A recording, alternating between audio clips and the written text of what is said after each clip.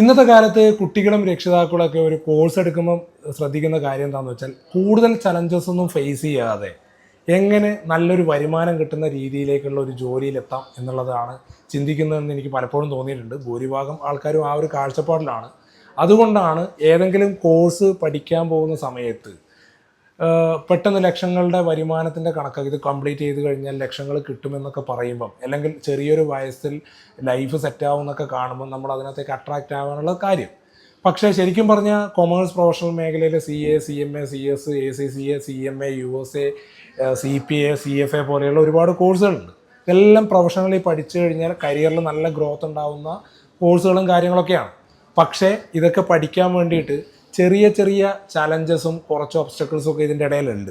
ഇതൊന്നും ഫേസ് ചെയ്യാണ്ട് കുട്ടികൾ രക്ഷപ്പെട്ടു പോയി നല്ലൊരു സാലറിയിൽ എത്തുക എന്നൊക്കെ പറയുന്നത് പ്രാക്ടിക്കലി പോസിബിൾ അല്ലാത്തൊരു കാര്യമാണ്. അപ്പോൾ നമുക്ക് രണ്ട് ഓപ്ഷനേ ഉള്ളൂ. ഒന്നുകിൽ ഇപ്പോൾ പഠിക്കുന്ന സമയത്ത് കുറച്ച് ചലഞ്ചസ് ഒക്കെ ഫേസ് ചെയ്ത് കുറച്ച് കോമ്പറ്റീറ്റീവായിട്ടുള്ള കാര്യങ്ങളൊക്കെ പഠിച്ച് പരീക്ഷ പാസ്സായി ഫ്യൂച്ചർ കുറച്ചുകൂടി എളുപ്പമാക്കുക.